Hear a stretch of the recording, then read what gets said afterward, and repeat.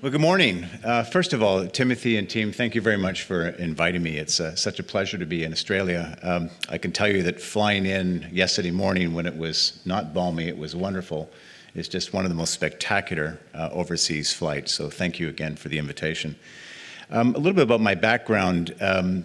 I had the privilege of working at Microsoft for 11 years as a chief privacy strategist, and more of a privilege of thinking about the impact of technology and public policy, and started a journey about 5 years ago to think about, well, if we forecast where technology and more explicitly data is going, what would a more effective public policy model look like? And if you think about where we were at that time 5 years ago, the term big data didn't exist. Facebook was just going through an IPO, and artificial intelligence I don't think was on anybody's radar screen. So we fast forward to today, we're at kind of a very interesting spot.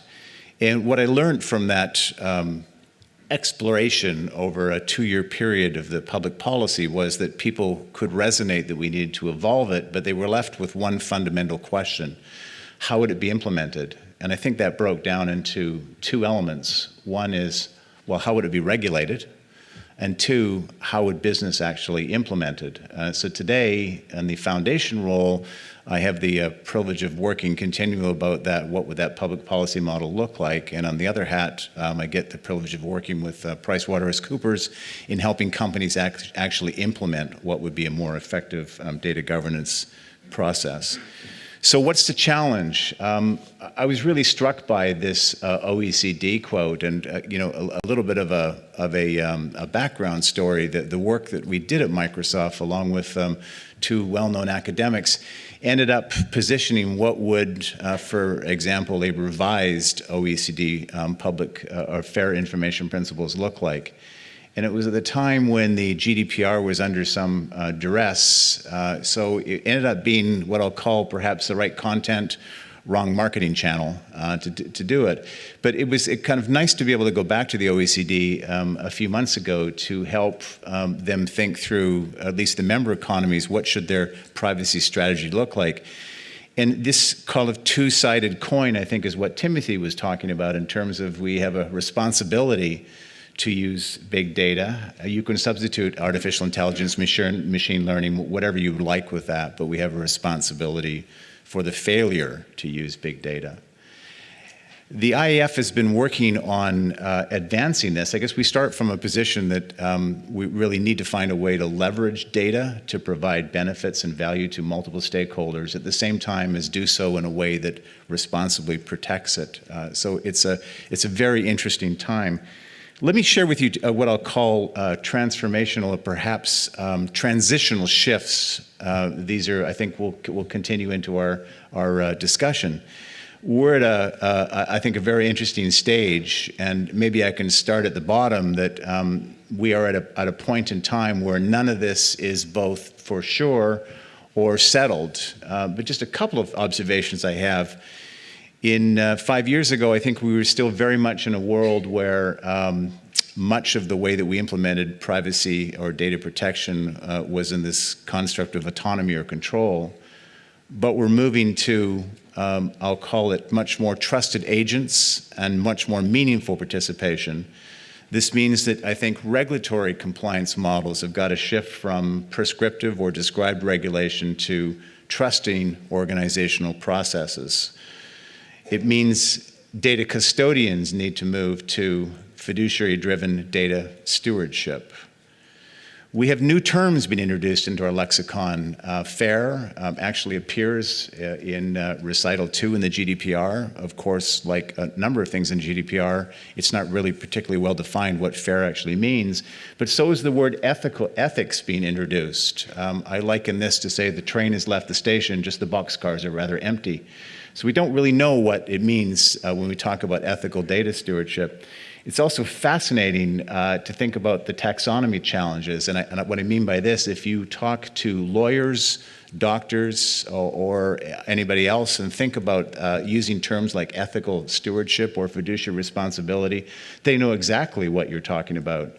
but we don't actually think we don't really know what that means in a data term. So I'm working with an organization right now who's got a lot of researchers in it, and so the term ethics means a lot in that context, but we can't use that term in the same meaning in the data world. If more accountability is required, what would that look like? And if we thought about what a more effective data governance process would look like, how it would actually be managed? And finally, to this axiom or idiom of that we really are building the plane while we fly it. And the OECD, there was a very interesting comment by one of the member economies that says we have to get comfortable that we're not going to have the answer to this, we just have to start doing it. So I thought it was very, very telling.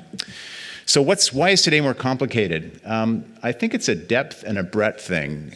If you think about the flows of information that all of us are involved with or engaged with as we go about, even quite frankly, interacting with our smartphones, you start to understand that for the average user and certainly the average regulator, this is an impossible morass to talk about. So if you think about kind of the way that we've managed privacy in terms of tell people what we're doing and ask them to consent to it, you can see that it has its limitations in this model.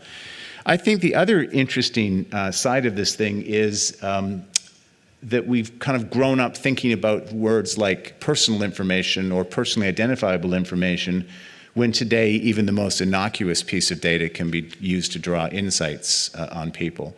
In fact, the devices that we are all carrying around in our wallets right now are soon to become the largest health sensor device ever created. So let me tell you about this one application, Ginger.io. I have it on my phone, and it takes some pretty innocuous pieces of information, screen usage, how much time I'm on my screen, who I'm communicating, not the person, but length of time, and the accelerometer that all these devices come through it, and runs it through a sophisticated analytical process and predicts my state of mental illness. So let's think about that. What part of that data would we consider sensitive and subject to many health laws? So we're into this interesting thing that sometimes, wait a sec, it's not just the data, it's the data use. So we have this, I'll call it complex problem that says that our current models probably aren't going to be sufficient. Now superimpose all of that scene onto artificial intelligence and machine learning or autonomous driving, for example, and you start to appreciate the problems of where we're at. So the work that I lead is, okay, well, if that's the problem space, what would a more effective data governance system look like? Well, first of all, it would start off with understanding the data, not just classifying it as personal or non-personal, but thinking about all sorts of data. It would be contemplated through known and unknown uses, and the core of it would be a much more comprehensive data impact assessment that would start to think about all of the data elements, the downstream and upstream obligations that came with that, how it's going to be used, what it would be assessed against. And finally, it would generate specific obligations, including places where much more meaningful participation or engagement with the individual consumer is appropriate. We would rethink privacy notices and perhaps think about them as vehicles for lawyers, written for lawyers, as opposed to a communications vehicle for consumers. We would think about the obligations that the stewards now have on this data versus just the custodial responsibilities to meet regulatory compliance. But the core of all of this model is this comprehensive data impact assessment. And in our language, it starts to contemplate thinking about values or fairness, or as we type to think about it, as it's not just that you can legally process data, but would it be considered fair and just? So how do we translate this into kind of language that organizations can implement is a really, really interesting challenge. And a couple of years ago, we started doing some work with TrustArc. Trustee, as some of you may know them, who are in the process of developing a technology-based platform, which, while targeted to the data protection impact assessment requirements in the GDPR, as it turns out, come pretty close to getting at what do we mean by a fair and just assessment. So what's the bridge between the two? Well, this is another white space area of the GDPR, and perhaps an unrealized difference In the directive, it muddled words like privacy and data protection, when in actual fact they are definitively different in European language. The GDPR does a very different job of separating out those two. Privacy really means autonomy or right to family life. Data protection means an assessment of risks against a full range of rights and interests to the individual.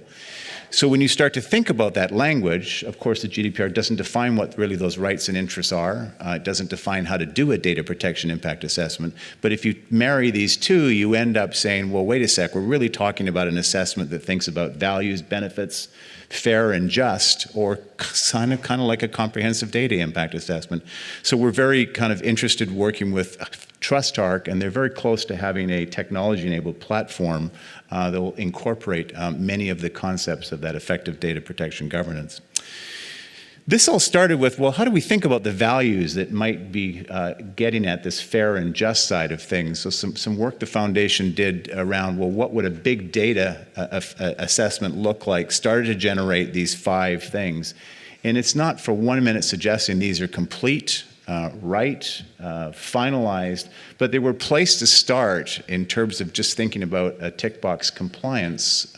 So we said, well, you might say that ethics and fair are the same thing, perhaps, but that's just, quite frankly, a taxonomy difference. We need to understand, well, what do we mean by ethicals or ethical data processing? So this was where we started with.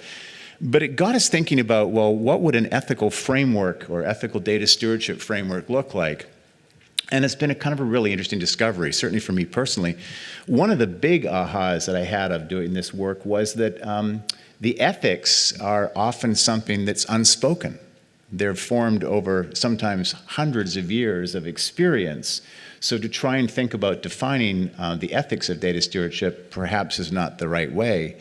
I also grew up in corporate life, so I always try and translate, well, how would you make this operational inside an organization? Well, I think the way you do it is you translate, for example, an ethical approach into describable values, which in organizational speaks gets codified into core principles, sometimes into policies or guiding principles, and ultimately into operating guidance.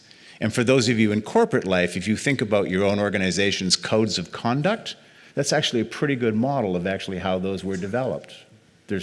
Some of them are legally required, but many of them are not. They're the organization's values and the position that they want to both portray to their multiple stakeholders, but also help their employees understand how to live up to those values. So it was kind of an interesting exercise to think about, well, what would an ethical framework need to look like? Now, back to my earlier point, we have no taxonomy yet established for any of this, the community. So this is an important piece of work that needs to be done, because at the end of the day, if we want to achieve an ethical data stewardship or ethical data processing, we need to be able to define what those obligations or expectations are so that organizations can put them into place, and to be really frank about it so that regulators can hold businesses accountable to it.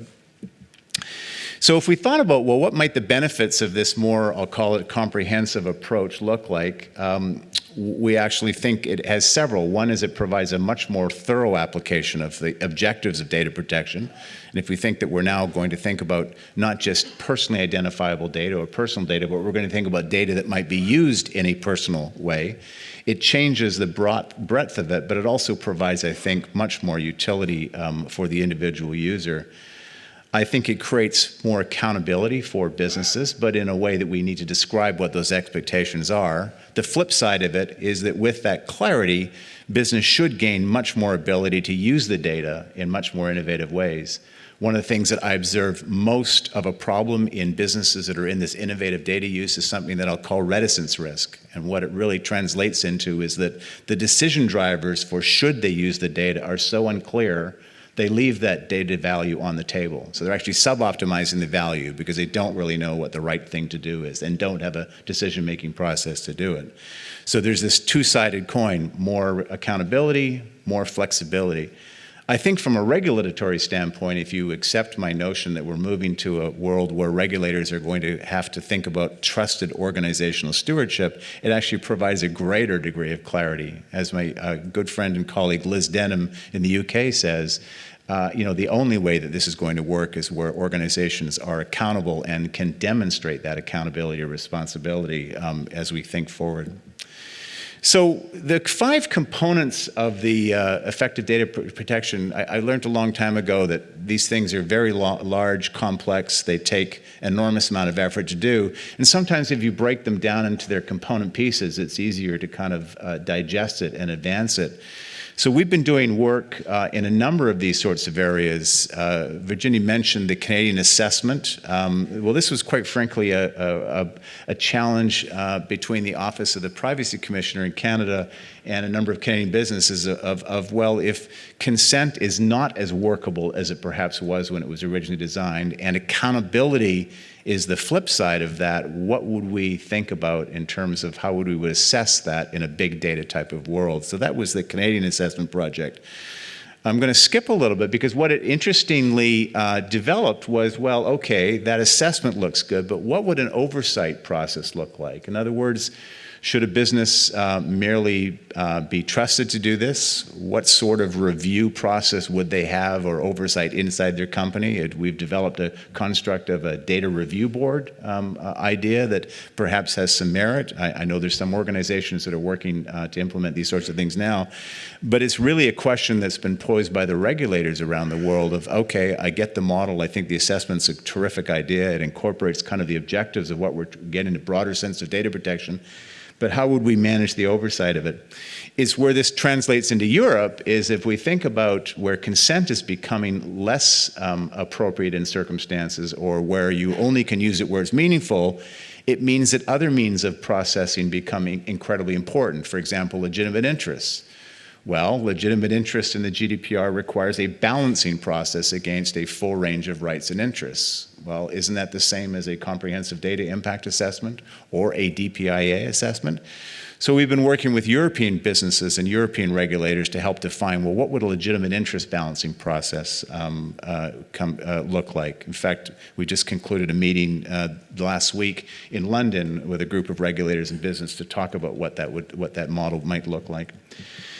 There's a definite need to think about what are the essential elements of ethics and how would we define that in a way that allows organizations to be accountable to implement it, but also for regulators to think about the expectations they would have on business. So there's going to be a plenary session at the International Data Commissioners Conference in Hong Kong at the end of September that's going to feature some work that we're doing there. And finally, as I mentioned, this tooling, I kind of believe that we're getting to a point where even things like privacy impact assessments are likely going to require, for many organizations, a set of technology enablement. So we're kind of very pleased to be able to work with TrustArc to do this. There's lots of other vendors, providers that are doing this sorts of work, and I think it's a testament that where technology is going to play a much larger role in the way that organizations practice not just basic compliance, but certainly ethical data stewardship.